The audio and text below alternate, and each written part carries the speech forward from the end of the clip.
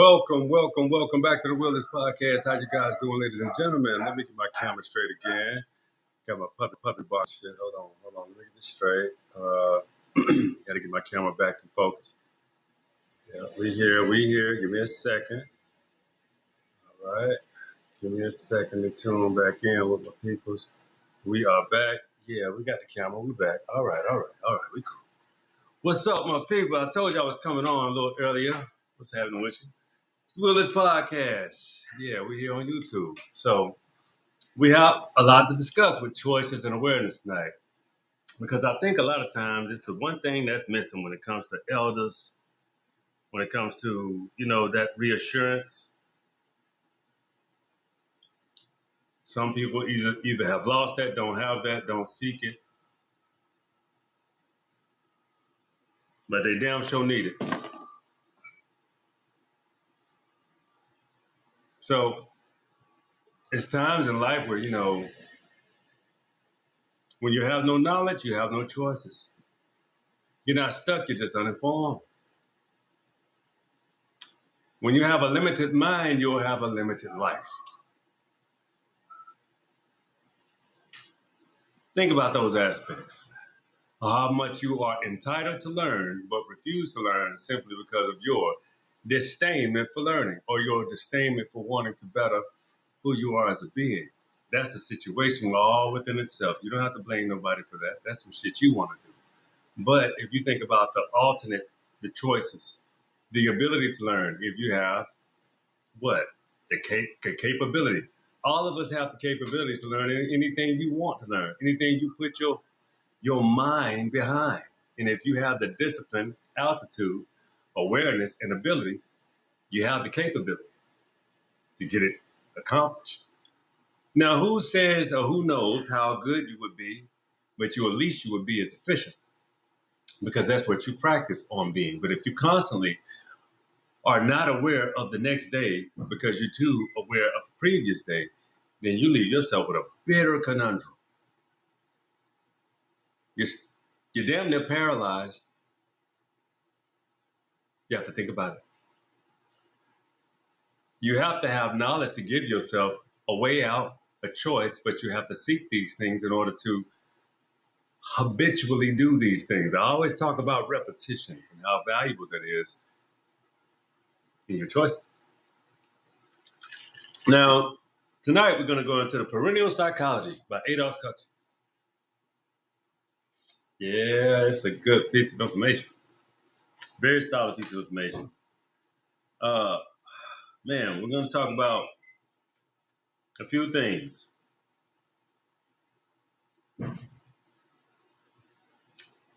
The nature of the ground. Page 21, the nature of the ground, Adolf Huxley. The nature of the ground. All right, let's get into it. Our starting point has been the psychological doctrine that art thou. The question that now quite naturally presents itself is a metaphysical one. What is that so which that thou can discover itself to be akin? To this, the full developed perennial philosophy has all times and all places given fundamentally the same answer. The divine ground of all existence is a spiritual, absolute, inevitable in terms of discursive thought, but in certain circumstances,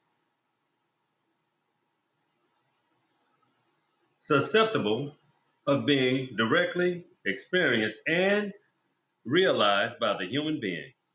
The absolute is the God without form. The Hindu, the Krishna, mystical, phraseology, the last end of man, the ultimate reason of human existence, the intuitive knowledge of the divine ground, the knowledge that can come only to those who prepare to die to self.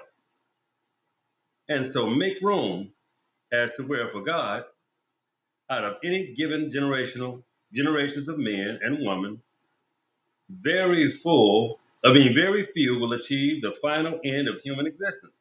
But the opportunity of becoming, or the opportunity of coming, know intuitive knowledge, will it will in one way or another continually be offered until all sentiments, beings realize, in fact, they are. Damn. The absolute ground of all existence has a personal aspect. The activity of the Brahma is Isvara, and Isvara is further manifested in the Hindu Trinity, and it is more distant and removed in the other deities and angels of the Indian pantheon. Allegoriously, for Krishna, mythics, and infallibility, attributilius, Godhead is manifested in the Trinity of persons, of whom it is possible to predicate such human attributes as goodness, wisdom, mercy, and love, but in super intermediate degree. A super intermediate degree. So, what does that mean when it comes to perennial philosophy? That means human beings have the capability of achieving all of the just ways of operating that we can achieve, but you have to be suitable. You can't be inefficient, and you have to be fallible with omission and admission, meaning you can right your wrongs. Even when you're wrong, you can discover where you were wrong, and you have the omnipotence, the humility, and the ability to set forth your grounds. So when we're talking about choices,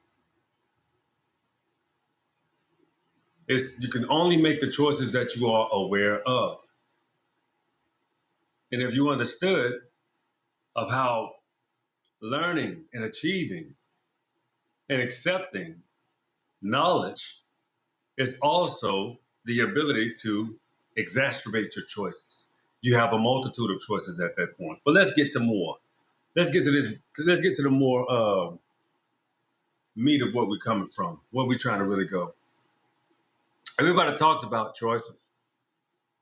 You had a choice. But let me ask you something. If nobody taught you, if you never saw it, you know, if you were conditioned in a certain way to not accept certain, even advice for people that don't look like you, like just think about the choices that you make, and you have lessons that you are able to push and set aside simply because you made a choice of a preconceived notion. Let's talk about these things. You can't choose what you can't see. Exposure creates options. Environment shapes perceptions. You got to think about it. Somebody raised in survival mode, and somebody exposed to opportunity. Survival mode, opportunity. See, someone raised in survival mode, that could be a double-edged sword. Same thing with someone raised with opportunity. Someone raised with opportunity doesn't know survival mode. So they're not conscious of an opportunity because they feel like life is an opportunity. Someone raised in survival mode could also not realize an opportunity and also could be aware of a great opportunity. Depends on what the survival is. What are the circumstances? What are your surroundings? What do you surround yourself with? That's going to dictate how you think and how you operate unless you see yourself different or outside of a specific equation. But let's continue on. You don't dictate people. But people do think just how their life is. They normally struggle, toxicity, limitations. They don't question because they never see anything different. Nothing. They don't see shit different. So why would they operate different? If you only see chaos, all you're going to know is chaos. If you see something perennial, your philosophy would change. It's a matter of thought. A lot of things are a matter of specific thought. For real. All right, but check this out though. Learning to expand is you got learning to expand your thoughts, your mind. You can read books, have conversations, experiences. That equals new options, new ways of thinking, new opinions, new paths of thought. But then you got the moment that you learn something new in your life, branches. Education isn't just school, it's awareness as well. Some of those stories that you do have with educating yourself and even going through with education, you become better because you have more of a thought stream.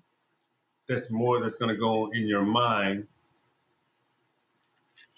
because you have more experience to equate to carve your path for real.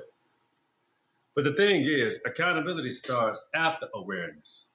See, when you're not aware, yeah, think about it.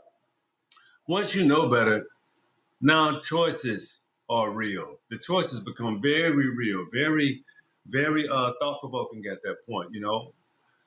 Before awareness, you had limitations. You know, and even after awareness, you will have limitations. But after awareness, it becomes responsibility. Responsibility is the key to pivoting forward, knowing what you can and what you cannot withstand, take, deal with, or even operate with. But you have to understand the only way you can see if you have limitations is how to make yourself limited. You can also rise above what you will limit yourself. That's just where you are today. But it's really a layout of what you are and what you can be. Understand your limitations. That doesn't mean you limit yourself. Big difference.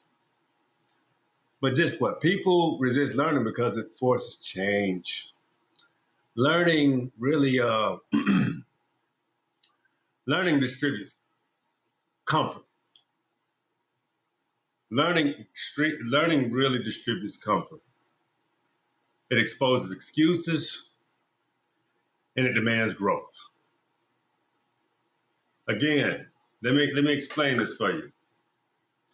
People resist learning because it forces change. Change. But learning distributes comfort. It exposes excuses and it demands growth. Do you see the difference between a person that want to be successful, is successful, thrives to be successful? Where's your level of comfort? You're learning that comfort comes with confidence. Comfort is confidence in self. If you're ever comfortable, if you ever see a person that can be very comfortable in very uncomfortable situations, how the hell are they so comfortable? Because they're confident. They know what the hell they can do. Why is that person ain't like that? Oh, they're extremely comfortable and confident in what you can do. That's a master class person with the capability of being extremely comfortable, knowing what they know, even in uncomfortable situations. Yeah. That's how you got to think about it. For real, for real. People don't want new choices because new choices require a new version of them. Requires you to be you, but better. Some people will weaponize themselves not to grow up, not to achieve, not to enhance. Yeah. Real life example: financial literacy, relationships, people's mindset, scarcity, and abundance of thinking. Toxic patterns. Those toxic patterns get learned very early. You know, they become habitual and they become comforts as well. Good comforts. They don't allow room for change.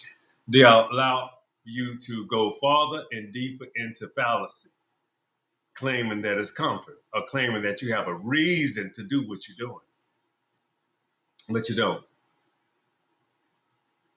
Career paths, never exposed, never pursued. So the thing is, people, ask yourself a few questions in your life about your life. What's something you thought was just life until you learned better? Are you choosing or are you repeating what you were shown? And what area of life have you never questioned about you?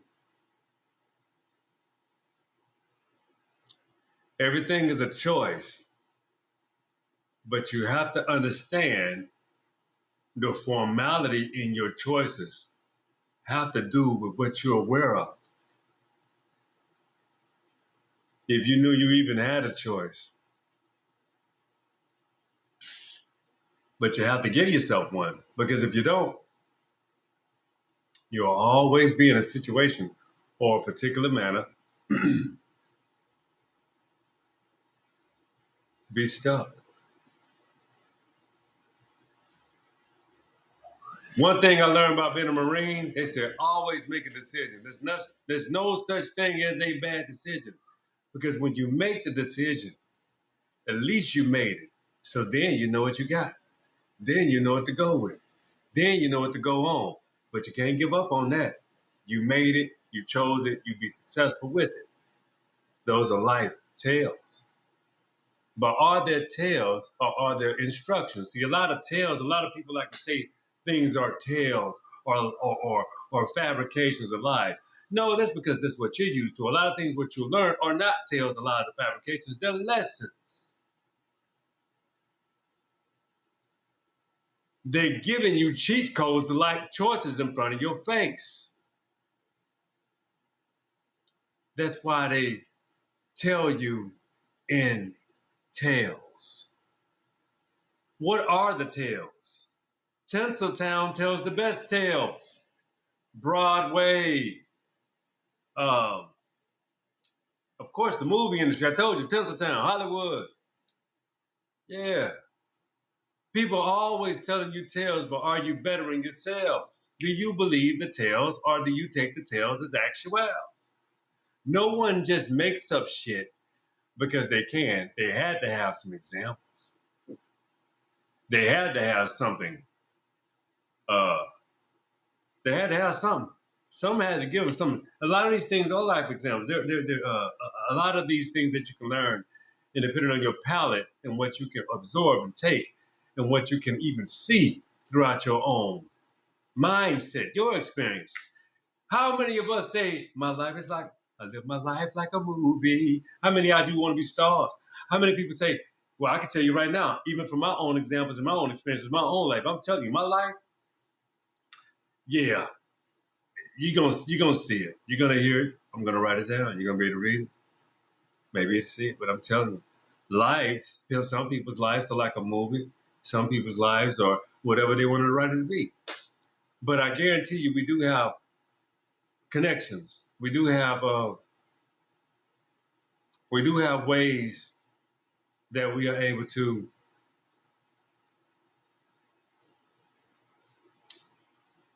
discover that our likenesses that we share with other people because their likenesses and characteristics. When you have likenesses and characteristics that's like other people, that's when you have a female companion. It's when you can get close to a wife, to have a wife or even a girlfriend or even have a social relationship with a female. But also you find your likenesses in males. That's how you have your compadres. partners, the people the men that you like to consult with, that you can accept knowledge from, and that you can, take advice from, that keep you on the right path. Do we all need that? Not all of us, but is it good to have? Yes, it is, because it keeps you from leaning to not just your own understanding, but also being comfortable in your own understanding. Because just because someone shares an alignment with you, you want to make sure that you are aligned properly and not pursuing something that you're governing yourself outside of.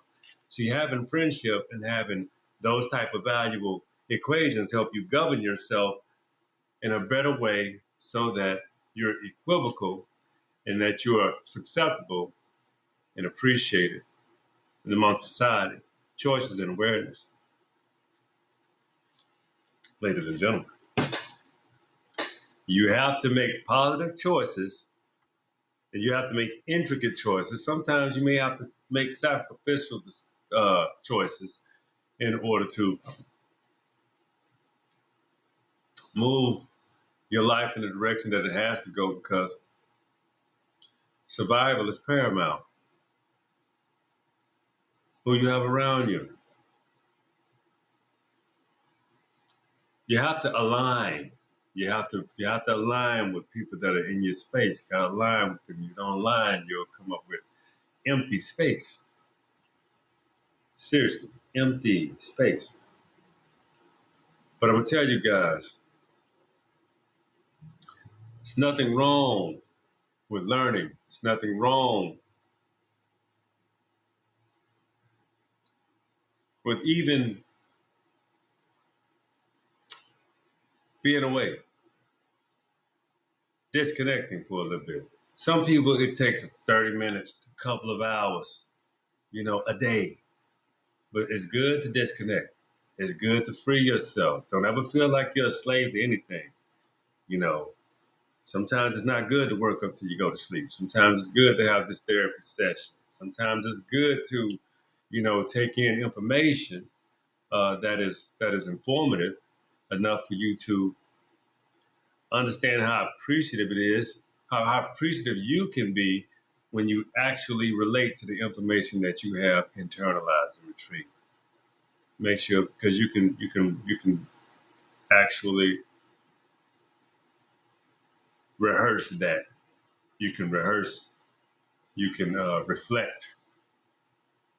You can highlight. You can also internalize in order to give out to make yourself the better version of yourself. See, those are the orders of operation. You have to literally, just like before you know something, it has to be known beyond the shadow of a doubt. So if it's known beyond the shadow of a doubt, you say to yourself like, "Wow, wait a minute, okay, okay, okay, all right." So I can use this because this is a solid footprint, or this is a solid uh, place point. It's a fact. You can use these things mentally and physically. Knowing what solid is and building from there. Knowing what's real, building from there. Knowing what's right, building from there. But when you have uh, a foundation that is compromised, or a foundation that your unawareness didn't tell you that, what I'm saying, you got some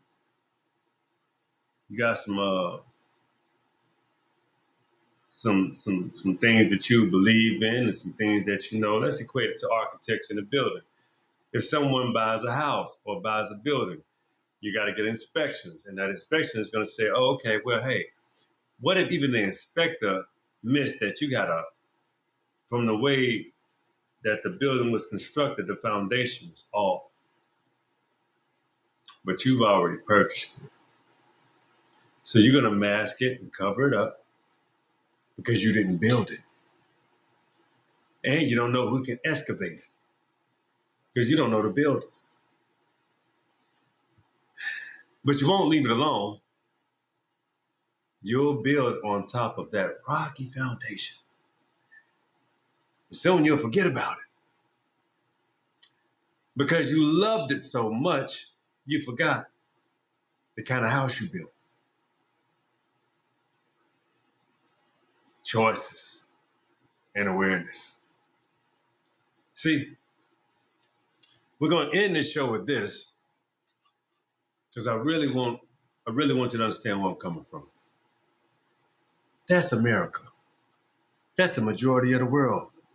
Now, anybody that has a philosophical perspective that is not rooted in the truth or the root, you have a lot of lessons to learn. Bless you, radio soul. So anyway, choices and awareness is a show of thought. I want you to think. You should think before you do a lot of things. But what do I know? I'm only thinking. That's the show tonight. It's the Willis Podcast. I appreciate you guys for tuning in. Thank you so much. It has been a great time. Of course it is. But I tell you what, make sure you tune into the next show. I'll be coming back on. Of course I will. I'll be on TikTok too, but I'm going to turn it a little earlier tonight. Just wanted to give you that good tidbit. I wanted to give you something that you would really think about and take into your mental housing group, because all of what you see and all of what you see and what you think is not false. It's real. You just got to decipher, change your perspective, learn the root elements of causes. All right, that's the show. Thank you for tuning in. Come on, say it with me. The will is go. Be cool, be easy. I love you guys. Stay tuned to the next.